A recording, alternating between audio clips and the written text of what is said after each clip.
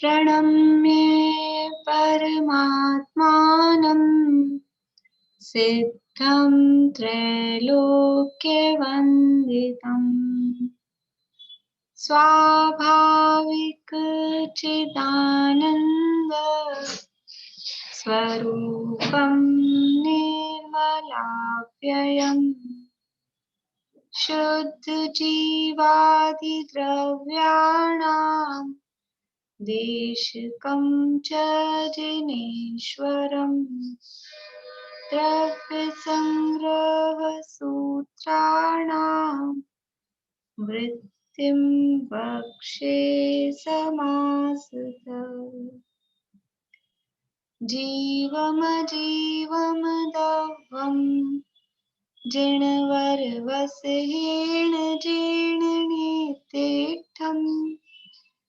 देविन्दविन्दवन्दम् वन्दे तं सर्वदा शिरसा कहे जीव अजीव जिनवर वृषभ लोक में वे वंद्य सुरपति विंद से वंदन करूं कर जोड़।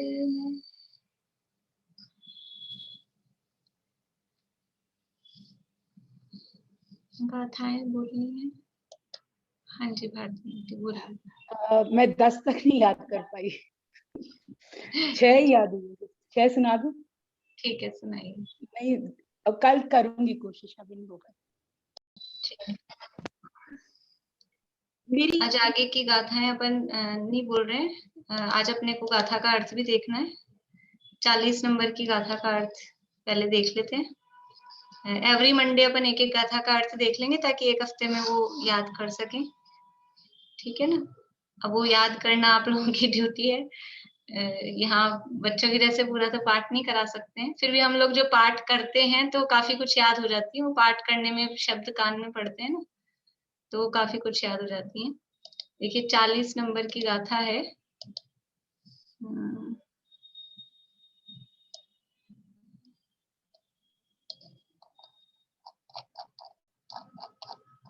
पेज नंबर आएगा 185, 185 नंबर पेज है बृहद्रव्य संग्रह में। गाथा नंबर 40।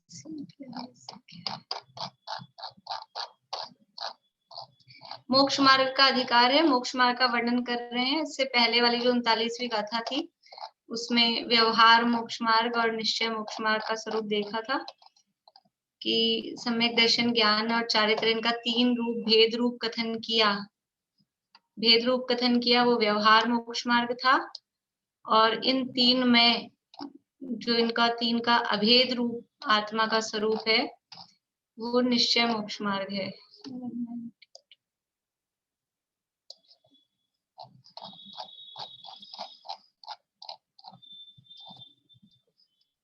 देखिए गाथा नंबर 40। गाथा मैं बोलती हूँ, पीछे कौन बोलेंगे? प्रीति है।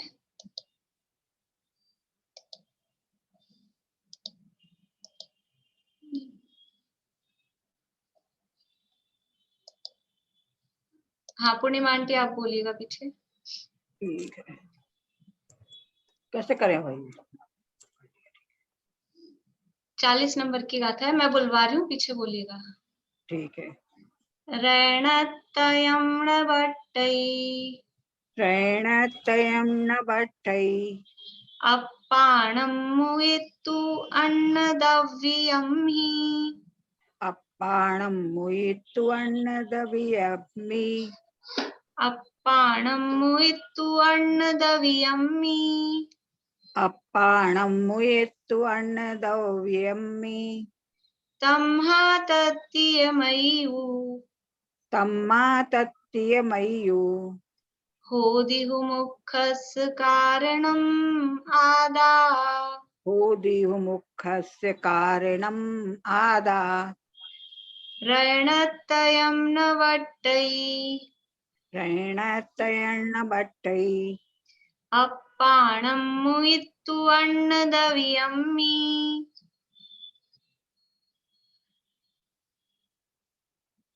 कहाँ गए?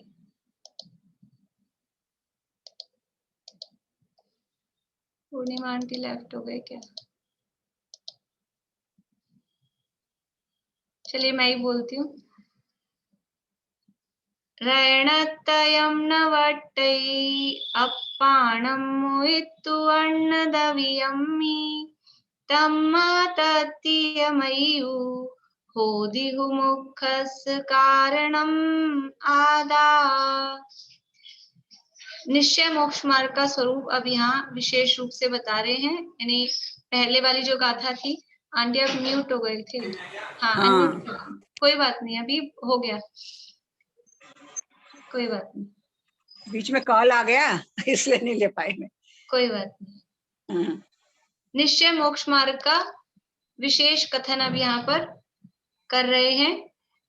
पिछली जो गाथा थी उसमें दो प्रकार के मोक्ष मार्ग का निरूपण किया। मोक्ष मार्ग दो प्रकार का है, मतलब मोक्ष मार्ग का कथन निरूपण दो प्रकार से किया गया है, एक निश्चय मोक्ष मार्ग और एक व्यवहार मोक्ष मार्ग। तो निश्चय मोक्ष मार्ग का विशेष कथन अब इस अगली गाथा में कह रहे हैं।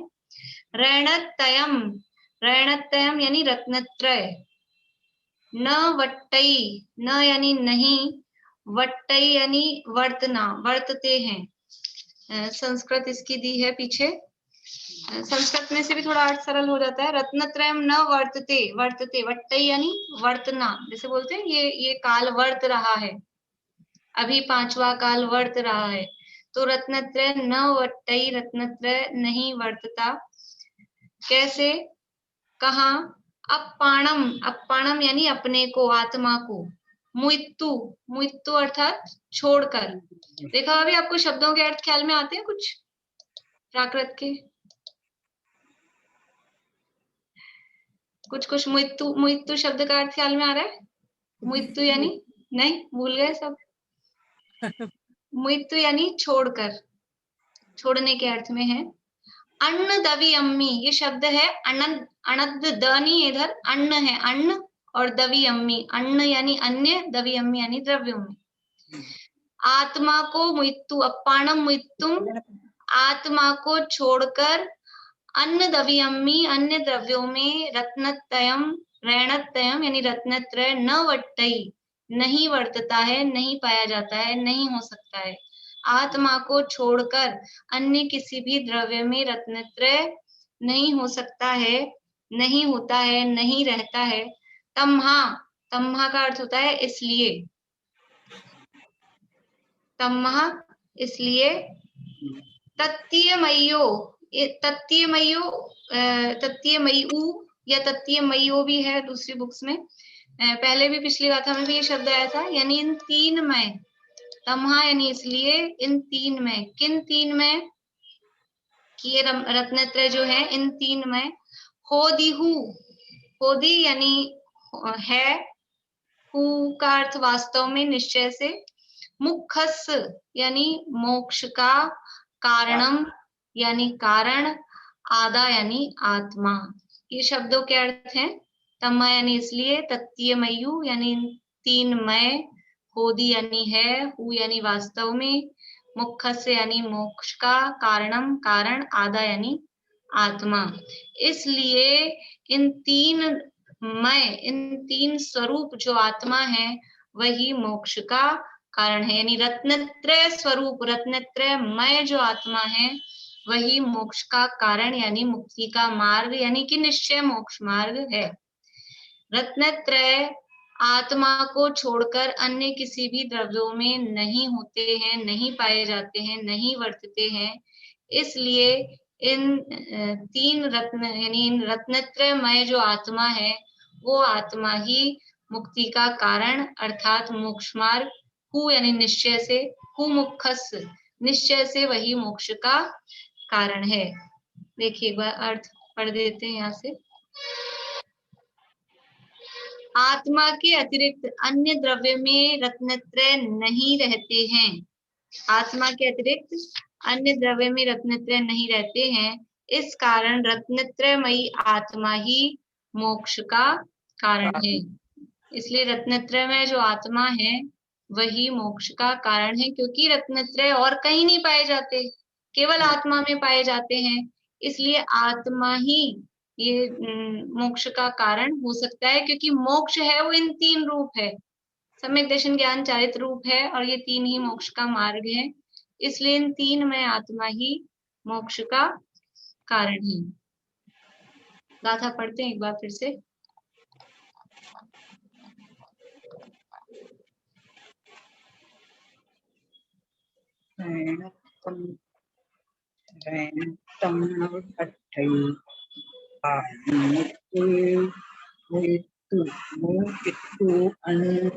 पूर्णिमा आंटी आपकी आवाज आ रही है, एक मिनट, आपका म्यूट ही नहीं हो पा रहा है। ठीक है, आप म्यूट करिए।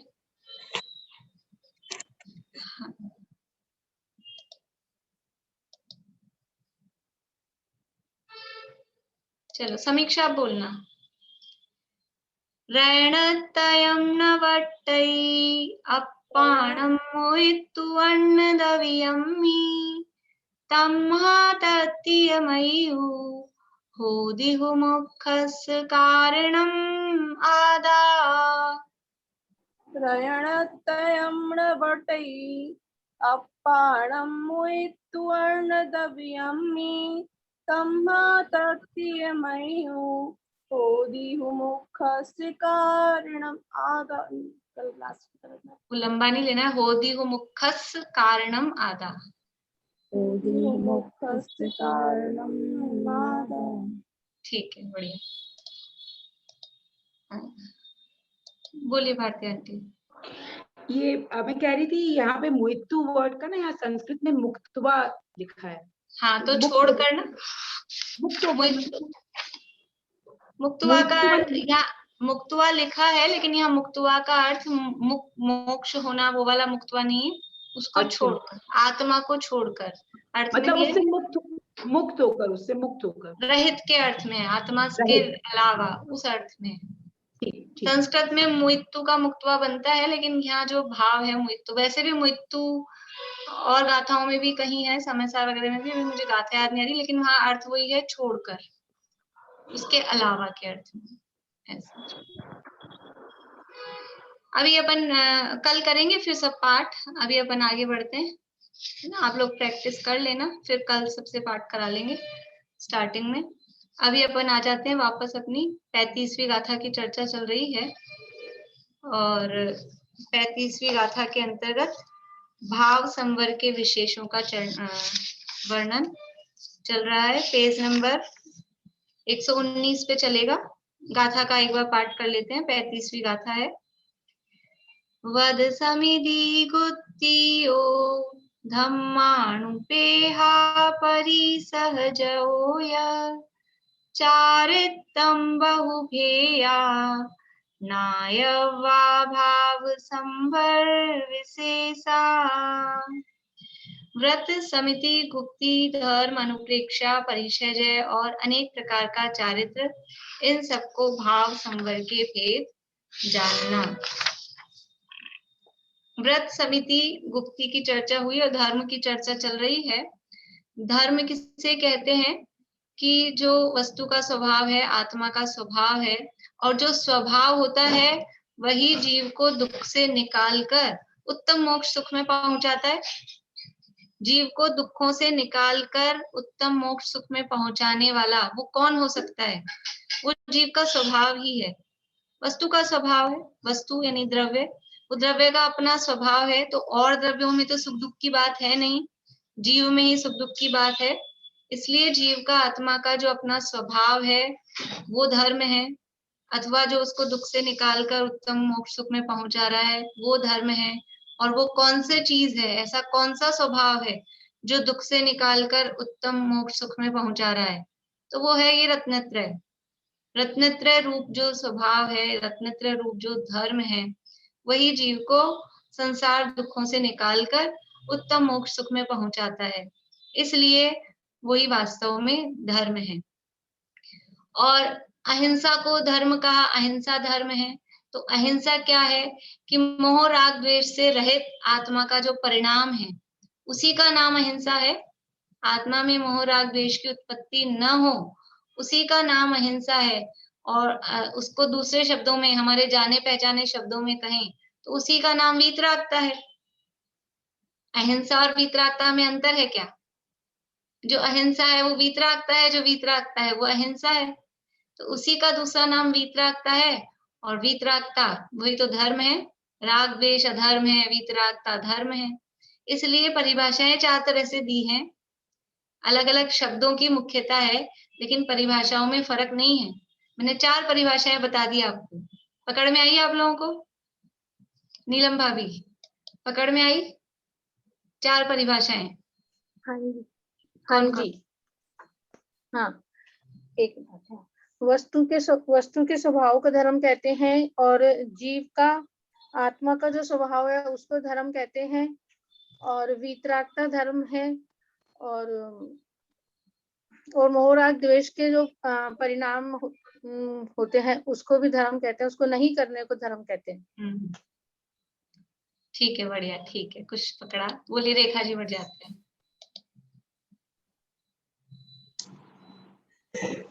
जो रह गया है वो बता दें तो अच्छा है।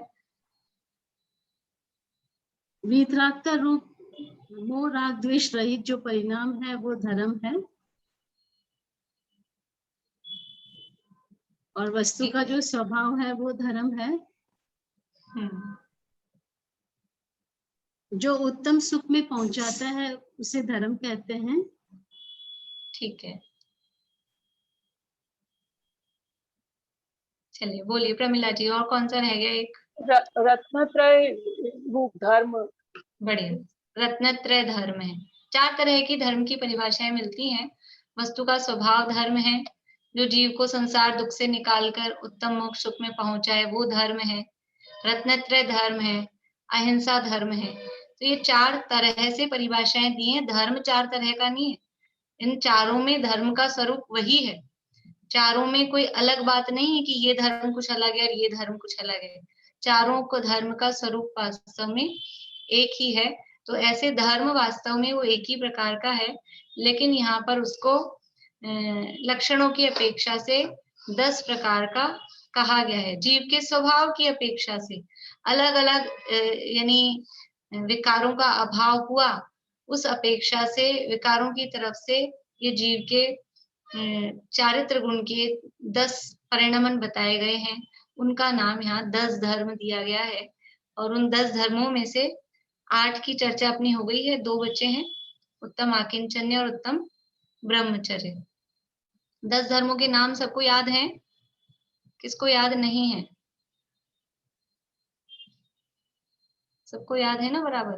ठीक है, तो अपनी चर्चा हो गई थी उत्तम तप और उत्तम त्याग तक की। अब अपने को चर्चा करनी उत्तम आकिंचन्य के संदर्भ में। पेज नंबर है 119 वृहद द्रव्य संग्रह में। यह मेरा है, ऊपर से 6ठी लाइन लगभग है, 6ठी 7वीं लाइन। यह मेरा है ऐसे अभिप्राय की निवृत्ति वह आकिंचन्य है। आकिंचन्य, आकिंचन्य, अ यानी नहीं है, और किंचन्य यानी किंचित मात्र भी। किंचित मात्र भी मेरा नहीं है, ऐसा जो परिणाम है, ऐसा जो भाव है, उसका नाम है आकिंचन्य। और यह आकिंचन्य साधारण नहीं है, उत्तम आकिंचन्य, अर्थात सम्यक दर्शन पूर्वक पर पदार्थों में जो ये ममत्व का त्याग है कि किंचित मात्र भी मेरा नहीं है। बाहरी कोई भी पदार्थ किंचित मात्र भी, जरा सा भी, किसी भी रूप में भी मेरा नहीं है, ऐसा जो परिणाम है उसका नाम है उत्तम आकिंचन्य धर्म। तो यह मेरा है ऐसे अभिप्राय की निवृत्ति। अभिप्राय की निवृत्ति मतलब, अभिप्राय का मतलब ये जो मान्यता है, हमें जो ये मान्यता रहती है, सब में बोलते नहीं हम सारे दिन ये मेरा है, ये मेरा है, ये मेरा ना। ऐसे कोई सुबह से उठ के हम एक एक चीज को चेक करते हैं, हाँ ये मेरी है, ये मेरी है, ये मेरी है, लेकिन अंदर से वो मान्यता अपने आप बाहरी पर पदार्थों में ये मेरा है, वो अंदर से जमी रहती है, जिसमें ये मोह का परिणाम जिसे कहते हैं, पर पदार्थों में ये मेरा है, इसका मतलब ये जो मोह का परिणाम है। तो ये बाहरी पर पदार्थों में ये मेरा है, ऐसे अभिप्राय की निवृत्ति, ये जो मोह का परिणाम है, अंदर से जो मान्यता है उसकी निवृत्ति, अर्थात वो मान्यता छूट जाए।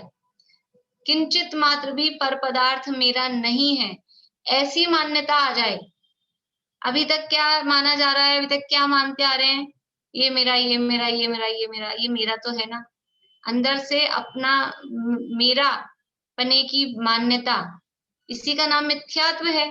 पर पदार्थों में मेरा पने की मान्यता, वो मिथ्यात्व है। जो अपना है उसे तो अपना माना नहीं, उसे अपना जाना नहीं, और जो अपना नहीं है उसे अपना मानना, यही तो उल्टी मान्यता है। उल्टी मान्यता का क्या मतलब, अपने को अपना नहीं जाना, दूसरे की चीज को अपना माना, यही मिथ्यात्व है। तो माना अपना उसे, जो ना अपना हुआ, जो था अपना उसी से पराया रहा। तो जो ये जो पर पदार्थ है निकट का, यानी हम बाहरी पर पदार्थों के संबंध में तो कहते हैं, लेकिन वास्तव में ये शरीर सबसे ज्यादा जो अपनापन या मेरापन, ममत्व बुद्धि, ये शरीर में जमी हुई होती है। भले ही हम ऐसा कहें कि स्त्रियों को कम होती है, सबका ख्याल रखती हैं, खुद के लिए कोई बात नहीं, कम बने नहीं खाएं, सबको खिला दें, सबको पहना दें, सब मतलब सारा काम, लेकिन इसका मतलब ये नहीं है कि शरीर से मोह उनको छूट गया है, ऐसा नहीं है। वो अभी उधर मोह है, तो इधर कम दिखाई दे रहा है, लेकिन उनसे भी मोह क्यों है? माता पिता, बच्चे, पति पत्नी से आपस में ये मोह क्यों है उनसे भी? क्योंकि ये शरीर के संबंधी हैं, ये शरीर से किसी ना किसी रूप में उनका रिलेशन है, इसलिए उनसे मोह है। यदि शरीर से संबंधी हो तो दुनिया में किसी से भी, हर आदमी से ऐसा मोह होता है? ऐसा नहीं होता है। तो वो शरीर में अपनापन की जो मान्यता है, वास्तव में सबसे बुरी तरह से आगे अनादिकाल की वो जमी हुई है कि शरीर मेरा है। तो किंचित मात्र भी मेरा नहीं है, तो शरीर से अपनापन छूटा। तो जब शरीर से ही अपनापन नहीं है तो बाहर में और किसी से क्या होगा? चर्म दूर होने पर तन से रोम समूह रहे कैसे, तन से जिसका एक के नहीं हो, सुततीय मित्रों से कैसे, चर्म दूर होने पर तन से रोम समूह रहे कैसे। कि हमारे शरीर से चमड़ी तो अलग कर दी, लेकिन ये रोम बच जाएंगे, ऐसा हो सकता है? जब ये स्किन अलग हो जाएगी, चमड़ी खाल अलग हो जाएगी, तो ये जो रोम दिखते हैं, बाल, वो बचेंगे क्या? वो तो निकल ही जाएंगे। तो जब शरीर ही अपना नहीं है, शरीर से ही ममत्व छूटा, तो फिर ये मेरी माता, ये मेरे पिता, ये मेरे बच्चे, ये मेरा कपड़े, ये मेरे गहने, यही जब अपना नहीं है, जिसके कारण उन सब में अपनापन था, तो फिर औरों से संबंध अपने आप ही टूट जाता है। एक से संबंध जोड़ते हैं तो अनेकों से संबंध जुड़ता है। शादी कितने लोगों से करते हैं, संबंध कितने से जोड़ते हैं? एक से संबंध किया, एक लड़के ने एक लड़की से, एक लड़की ने एक लड़के से, एक से संबंध जोड़ा, और रिश्तेदार कितने बढ़ जाते हैं? सारे डबल हो जाते हैं, डबल चौबल कितने सब हो जाते हैं। और एक से संबंध टूटा, एक से संबंध टूटा तो फिर अलग अलग सबको तलाक दे के आना पड़ता होगा, ससुर जी को अलग, सासू जी को अलग, और जितने भी रिश्तेदार हैं, चाचा मामा, सबको। एक से जोड़ा था तो वो सब अपने माता पिता, चाचा चाची, वो सब अपने हो गए थे। और एक से संबंध तोड़ा तो वो सब, उनसे संबंध अपने आप टूट गया। ऐसे ही ये एक है, इस एक से संबंध जोड़ रखा है तो दुनिया में संबंध जुड़े हुए हैं, और इस एक में अपनापन छूटा तो बाहर में अपनापन अपने आप ही छूट जाता है। इसलिए शरीर के प्रति ममत्व छोड़ने का भाव, ये जो व्युत्सर्ग है, कायोत्सर्ग है, शरीर से ममत्व का त्याग, वो कराते हैं कि शरीर में ही अनादिकाल से, क्योंकि शरीर से संबंध कब छूटा? ये शरीर भले ही नहीं है अनादिकाल से, लेकिन कोई ना कोई शरीर अनादिकाल से रहा कि नहीं रहा। और तेजस कारमान तो अनादि संबंधे च, अनादिकाल से उनका संबंध है ही। वो भी यद्यपि संतति की अपेक्षा अनादि है, बदलते जा रहे हैं। लेकिन अनादि काल से आज तक ऐसा कभी हुआ है कि हमारे माता पिता ना हो, हमारे पुत्र पुत्री ना हो? ऐसा कभी हुआ है? ऐसा कभी हुआ है अनादिकाल से आज तक कि हमारे माता पिता नहीं हो, बिना माता पिता के ही हम हों? बोले मीता भाभी, ऐसा कभी हुआ है? जो सम्मोचन है वो तो जैसे उसके होते हैं ना, उनके माता पिता का होते हैं। बढ़िया, सही बात है। तो अनादिकाल से आज तक काल अनंत निगोद मंजार, जब निगोद में थे तो कोई माता पिता नहीं थे, और 2 इंद्रिय 3 इंद्रिय 4 इंद्रिय थे, कोई माता पिता नहीं थे। जो भी सम्मोचन, इतना ही नहीं, देव में गए, नरक में गए, वहां कौन से माता पिता थे? देव और नरक में माता पिता होते? माता पिता नहीं होते। ये केवल यहीं का है, मनुष्य और समझ लो तिर्यंचों में कहने के हैं, गर्भ तिर्यंचों में, पर वहां भी कोई माता पिता होता नहीं है संबंध इस तरह का। गर्भ तिर्यंचों मतलब ऐसा थोड़ी ना होता ये मेरी माँ है और वो सब बड़े होने के बाद सब बराबर हो जाते हैं। तो ये तो इस केवल मनुष्य गति का व्यवहार है।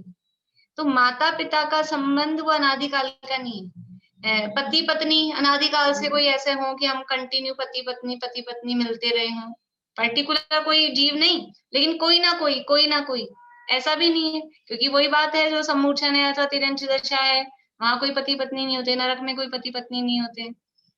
लेकिन ये ऐसा समय कभी हुआ है अनादिकाल से आज तक कि बिना शरीर के हम रह गए हों, शरीर रहा ही नहीं हो, बिना शरीर के? कोई टाइम है ऐसा कि बिना शरीर के कभी रहे हो? ऐसा एक भी समय, विग्रह गति में भी वो तेजस और कार्बन शरीर चिपके ही रहे साथ में, छोड़ा नहीं उन्होंने। और अगर उसको गौण करें औदारिक शरीर की, औदारिक वैकृतिक शरीर की तरफ से भी बात करें, तो एक दो समय कोई मायने नहीं रखते हैं, उसको हम गौण करें तो आज तक अनादिकाल से ऐसा कोई समय नहीं रहा कि शरीर साथ नहीं रहा हो।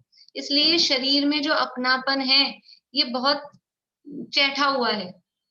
ऐसा होता है कभी कोई बर्तन अपना जल जाए, कोई ऐसा कुछ हल्की उसके होते ना पहन देखे तो वो जल जाए, अब उसको पहली बार में साफ नहीं करो, फिर वो उसका वो जो जलापन है वो चैट जाता है। फिर आप सोचो कितनी कोशिश करें या कालापन आ गया कुछ तो वो चैट गया, वो उतरता नहीं आसानी से, जो चैट जाए। ये अनादिकाल का चिपका हुआ है, चैठा हुआ है शरीर में अपनापन। इसलिए शरीर से ममत्व की बात, ममत्व छोड़ने की बात यहाँ करते हैं। तो यह मेरा है, ऐसे अभिप्राय की निवृत्ति। बाहरी पदार्थों में तो हम थोड़ा स्थूल दृष्टि से सोच लेते हैं, कह देते हैं नहीं है, दिख भी जाता है कभी कभी संसार में ऐसा कि कोई किसी का नहीं है। कोरोना ने सबको दिखा दिया कौन किसका है, कोई किसी का नहीं है। लेकिन वो भी स्थूल बातें हैं, पर ये वास्तव में अंदर से जो मान्यता है, ये मान्यता छूटना, इसका नाम है उत्तम आकिंचन्य। किंचित मात्र, परमाणु मात्र भी मेरा नहीं है, ऐसे भाव का उत्पन्न होना, ऐसा भाव होना, उसका नाम उत्तम आकिंचन्य धर्म है। देखिए आगे पढ़ते हैं।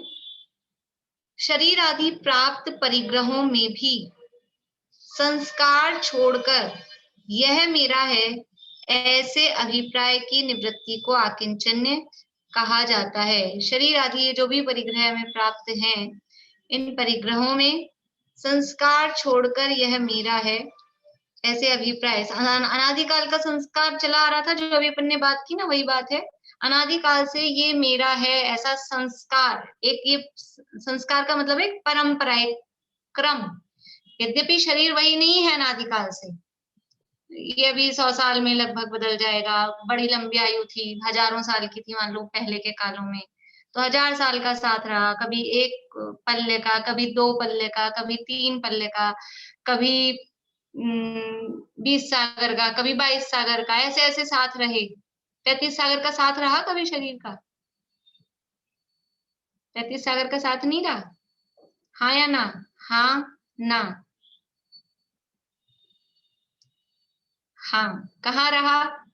स्वर्ग में कि नरक में? स्वर्ग के लिए 1, नरक के लिए 2। कहाँ रहा? 33 सागर का साथ स्वर्ग में रहा कि नरक में रहा? निशा आंटी आप क्या कह रहे हैं? दोनों जगह ही रहता है। दोनों जगह अनादिकाल से 33 सागर की स्थिति यदि स्वर्ग में मिल जाती तो अभी आप यहाँ नहीं होते निशा आंटी के रूप में। नरक में रहा, 33 सागर की स्थिति मिली तो, लेकिन नरक की। देवों में 31 सागर से अधिक की नहीं है मिथ्या दृष्टि के लिए। तो अनादिकाल से शरीर का साथ तो रहा, लेकिन मैक्सिमम साथ यहाँ अपन देखें तो 33 सागर से ज्यादा का नहीं है, पर फिर भी शरीर तो रहा। इसलिए एक के बाद एक शरीर छोड़ा, दूसरा मिला, दूसरा छोड़ा, तीसरा मिला, तो वो परंपरा, संस्कार उसको कहते हैं, संतति। संस्कार छोड़कर यह मेरा है, ऐसे अभिप्राय की निवृत्ति को आकिंचन्य कहा जाता है। जिसका कुछ भी नहीं वह आकिंचन्य है। आकिंचन्य, मेरा कुछ भी नहीं है, मेरा कुछ भी नहीं है। तो कुछ भी नहीं है, मैं एकदम दीन दुखी खाली हूं, कि बाहर का कुछ भी नहीं है, मेरा तो अपना अंदर तो पूरा भरा पूरा है, बाहर का कुछ भी नहीं है। जिसका कुछ भी नहीं है, बाहर का जो दिखाई दे रहा है वो कुछ भी नहीं है। समय सार की गाथा है ना, मैं एक दर्शन ज्ञान मैं। हाँ, मैं एक दर्शन ज्ञान मैं नित शुद्ध हूँ, रूपी नहीं ये अन्य सब पर द्रव्य, किंचित मात्र भी मेरे नहीं। या किंचन्य भाव की गाथा है, समझ। मैं एक दर्शन ज्ञान में नित शुद्ध हूँ, रूपी नहीं। ये अनंत गुण, या तो दर्शन, ज्ञान, अरूपी, शुद्धता, ये 4-5 कहे, और आगे परिशिष्ट में 47 शक्तियां गिनाई, और कुछ बीच बीच में करके समझ लो, और थोड़ी। लेकिन अनंत गुणों का अखंड पिंड, अनंत गुण संपदा तो है, लेकिन फिर भी क्या कह रहे हैं, जिसका कुछ भी नहीं, फिर भी मेरा कुछ भी नहीं। कौन सा कुछ भी नहीं? कि बाहर में जो दिखाई दे रहा है ना, क्योंकि जो दिख रहा है वो मेरा नहीं है, और जो मेरा है वो दिखता ही नहीं किसी को। केवल ज्ञान दिखता है किसी को, वीतरागता दिखती है मतलब वो बाहर से ऐसे नहीं दिखती है कि जैसे ये चीज दिख रही है, ये शरीर दिख रहा है, ये कपड़े दिख रहे हैं, ये घर दिख रहा है, ऐसे ही वीतरागता दिखती हो। वो फीलिंग की चीज है, समझ में आती है, वो एक अलग बात है। तो जो मेरा है, असली जो चीज है, वो दिखता नहीं है। और जो दिख रहा है कि ये मेरा है, मेरे नाम, ये सब नाम लिखे आपके अपने अपने मोबाइल पे अपने अपने नाम लिखे, तो ये अपना है, ये मेरा है। कि ये जो दिख रहा है ये मैं नहीं हूँ। जो नाम लिखा है ना, जिस पे नाम लिखा है, जहां नाम लिखा है, देखो चीनी के डब्बे के वो स्टिकर लगा देते थे पहले, आजकल तो कम हो गया ट्रेंड। चीनी लिखा, जहां चीनी लिखा है, शक्कर, शुगर, वो चीनी है क्या? कहाँ लिखा है? एक तो वो स्टिकर पे लिखा है, तो वो तो है ही नहीं। समझ लो हमने डब्बे पे वो खुदवा दिया मशीन से चीनी, तो क्या वो डब्बा चीनी है? चीनी पे चीनी लिखा नहीं जा सकता है। चीनी पे चीनी लिखो, चीनी पे चीनी लिख सकते हैं?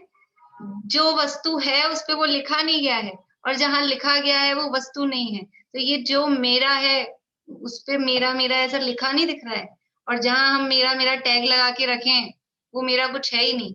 इसलिए मेरा कुछ भी नहीं, जिसका कुछ भी नहीं वह अकिंचन है, उसका भाव अर्थात अथवा कर्म वह आकिंचन्य है।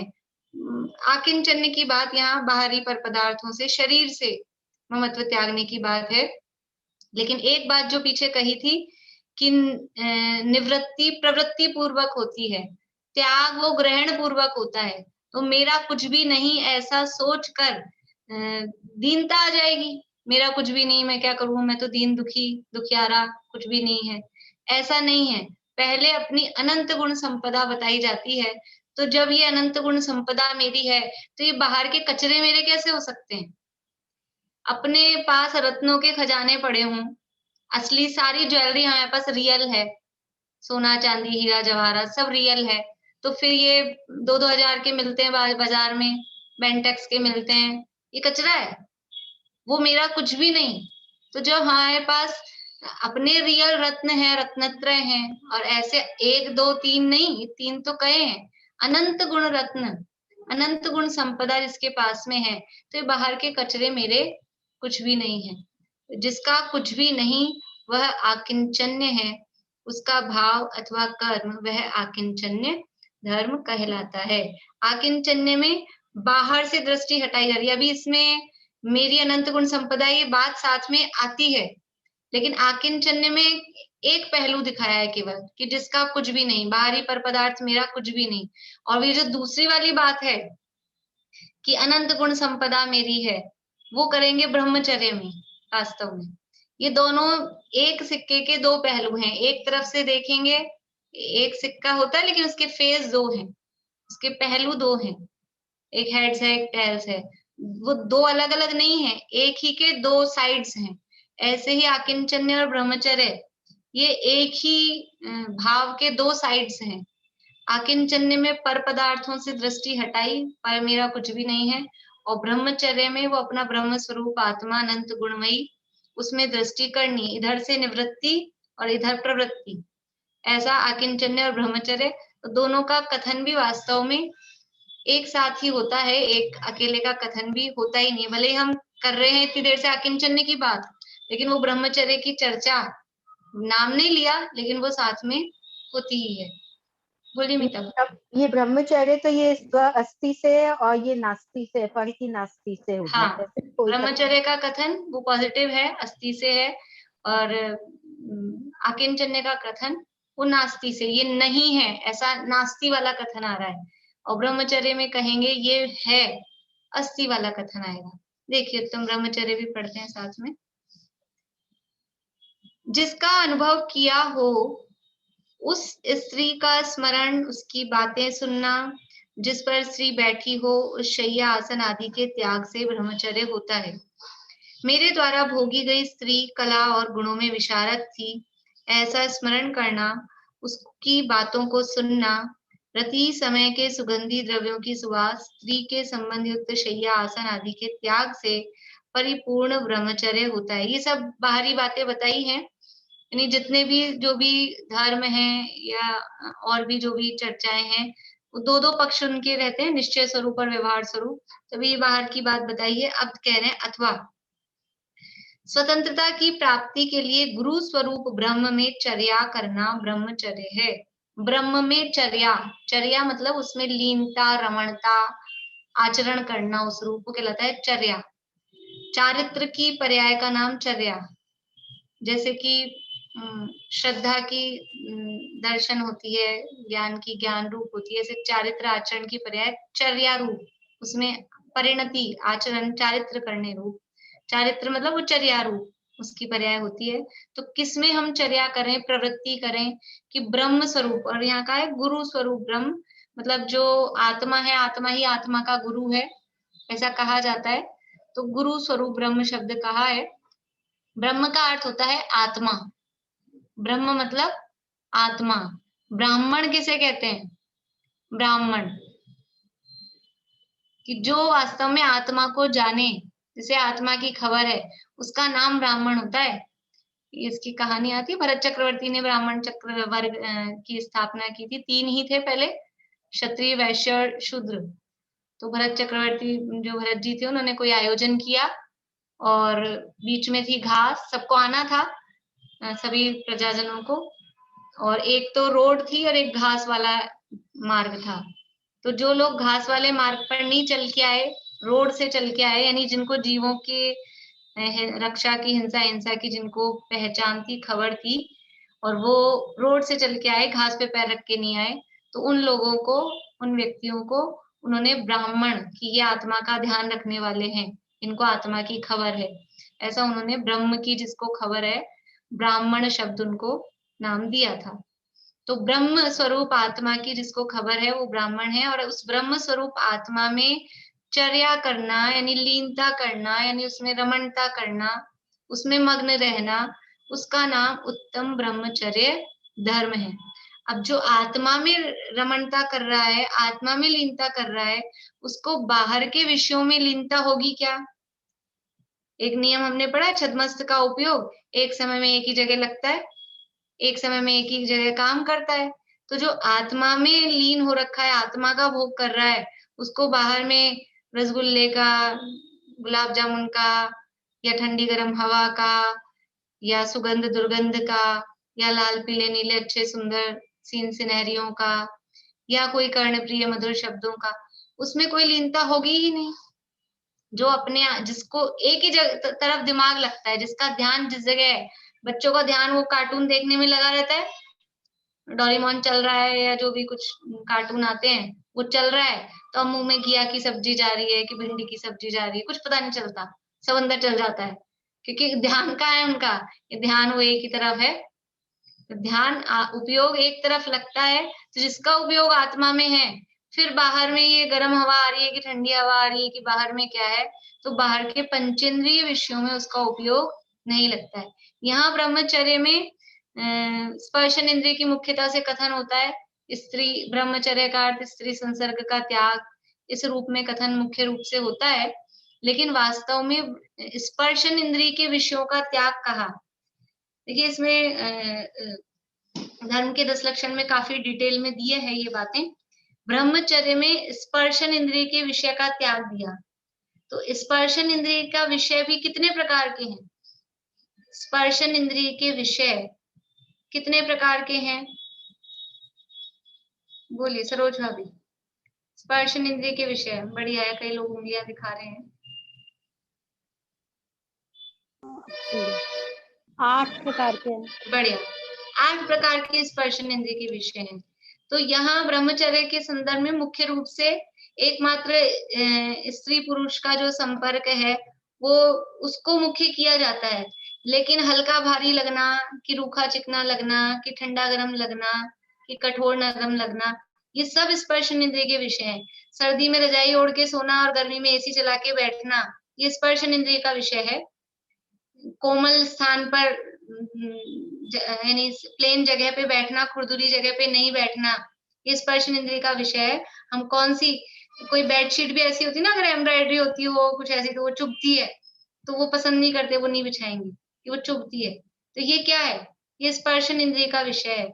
ये समस्त स्पर्शन इंद्रिय के सारे विषय, 8 प्रकार के विषयों का त्याग मुख्यता उसकी है ही, क्योंकि उसमें जीव का उपयोग विशेष रूप से रहता है मैथुन संज्ञा के अंतर्गत, वो तो त्याग की बात है ही। लेकिन समस्त प्रकार के स्पर्शन इंद्रिय के सारे और रसना, घ्राण, चक्षु और कर्ण, 5 ही इंद्रियों के विषयों का त्याग वास्तव में बाहर में वो ब्रह्मचर्य के अंतर्गत लिया जाता है, होता है। लेकिन स्पर्शन इंद्रिय का ही क्यों कहते हैं जब 5 इंद्रियों का त्याग करना है ब्रह्मचर्य के अंतर्गत? बोलिए मीता। ये स्पर्शन इंद्रिया तो जैसे काल और क्षेत्र से अखंडित है ना, जैसे हाँ वही बात मैं बता रही थी। जैसे संसारी जीव स्पर्शन इंद्रियों के बिना कभी नहीं रह सकता, और क्षेत्र से भी शरीर के सब जगह स्पर्शन इंद्रिया है, तो उस हिसाब से जैसे आत्मा के अनुभव के लिए मुख्य रूप से स्पर्शन इंद्रिया को जीतना ही मतलब आवश्यक होता है। ठीक है, बढ़िया, यही बात मैं बता रही थी कि हमने आज तक यानी जब भी स्पर्शन यानी ब्रह्मचर्य की जब भी बात करते हैं तो स्पर्शन इंद्रिय के विषय के त्याग की ही बात क्यों करते हैं? क्योंकि स्पर्शन इंद्रिय अखंड है। अखंड है कैसे? क्षेत्र वाइज भी अखंड है, काल वाइज भी अखंड है। यानी आज तक कोई टाइम ऐसा नहीं हुआ अनादिकाल से लेके आज तक कि जब जीव स्पर्शन इंद्रिय से रहित रहा हो। ऐसा कोई भी समय, कोई भी भाव बता दें कि जब हमारे पास स्पर्शन इंद्रिय नहीं रही हो। जब निगोद में थे तब कौन सी इंद्रिय थी? स्पर्शन थी। जब लट बने तो भी स्पर्शन और रसना स्पर्शन थी। चींटी बने तो भी स्पर्शन रसना घ्राण तो स्पर्शन थी। मक्खी मच्छर भंवरा बने तो भी स्पर्शन रसना घ्राण चक्षु स्पर्शन थी। और मनुष्य देव नारकी और पंचेंद्रिय तिर्यंश बने तो भी स्पर्शन तो थी ही। इसलिए अनादिकाल से आज तक एक भी समय ऐसा नहीं गया कि स्पर्शन इंद्रिय नहीं रही हो। इसलिए ये काल से अखंड है। और क्षेत्र से अखंड कैसे? कि अभी ये हमारा पूरा जो शरीर दिखाई दे रहा है, इसमें घ्राण इंद्रिय कितनी जगह पर है कि ये पर्टिकुलर एरिया है। नेत्र इंद्रिय किस जगह पर है कि ये पर्टिकुलर एरिया है। आप यहाँ से देख सकते, कोई हाथ से देखें, ऐसे लगा लें फिर देखें, यहाँ से नहीं दिखेगा। वो नेत्र इंद्रिय की जो जगह है वो यही है, सुनने की जो जगह है वो यही है। लेकिन स्पर्शन की जगह कौन सी है? स्पर्शन इंद्रिय। स्पर्शन इंद्रिय पूरा शरीर, हम समझते हैं पूरा शरीर भी, ये बाहर का नहीं, इंटरनल भी पूरा स्पर्शन इंद्रिय है। अंदर फीलिंग होती है कि नहीं, अंदर जो ब्लड सर्कुलेट हो रहा है, अंदर के जो ऑर्गन्स हैं, वहां सब भी स्पर्शन इंद्रिय है। पूरा पूरा जिसे कहें घन रूप में अंदर सब जगह वो स्पर्शन इंद्रिय है। कभी कभी ऐसे नहीं होता है, हमको पेट में जलन हो रही है, पेट में गर्मी गर्मी लग रही है, भपका लग रहा है, ऐसा फीलिंग होती है कभी? तो ये क्या हो रहा है, ये कैसे हुआ, अंदर से कैसे फीलिंग आ रही है? क्योंकि अंदर सब जगह स्पर्शन इंद्रिय है, पर हमको बाहर की जल्दी से ज्यादा पकड़ में आती है, वो बात अलग है। लेकिन पूर्ण स्पर्शन इंद्रिय क्षेत्र से अखंड है। जहां रसना इंद्रिय है उस जगह भी स्पर्शन इंद्रिय है कि नहीं है? जहां कर्ण इंद्रिय है उस जगह भी स्पर्शन इंद्रिय है कि नहीं है? कान में वो शब्द टकराते हैं, आके स्पर्श होते हैं, तब जाके सुनाई देता है। भाषा वर्गणा के परमाणु यहाँ स्पर्श करते हैं। जहां ये आंख है, इस जगह स्पर्शन इंद्रिय है कि नहीं? आंख पे कुछ लग जाए, चुभ जाए, फील होता है कि नहीं? तो इसलिए स्पर्शन इंद्रिय क्षेत्र से भी अखंड है, काल से भी अखंड है, ये अखंड इंद्रिय है। इसलिए इसको जीतने के लिए वो अखंड आत्मा का ध्यान करो, ऐसा कहा जाता है। और इसलिए अकेले स्पर्शन इंद्रिय के विषय के त्याग की बात कहते हैं कि और इंद्रियां तो आई गई चली गई, लेकिन ये स्पर्शन इंद्रिय अखंड रूप से बनी रही। यदि इसके विषय को जीत लिया जाए तो अन्य इंद्रियों के विषयों को जीतना इतना कठिन नहीं होता है। या वो तो आते जाते रहते हैं, ये बताने के लिए स्पर्शन इंद्रिय के विषय से रहित वो ब्रह्मचर्य कहा जाता है। तो इस प्रकार से ये ब्रह्म स्वरूप आत्मा में लीन होना, यानी बाहर में कोई भी मेरा नहीं है, किंचित मात्र भी पर पदार्थ मेरा नहीं है, ये निवृत्ति हुई। तो फिर क्या करें? आकिंचन्य में निवृत्ति बताई, तो ब्रह्मचर्य में कि अपने आत्मा में लीन हो जाओ, वो आत्मा अनंत गुणों का अखंड पिंड है।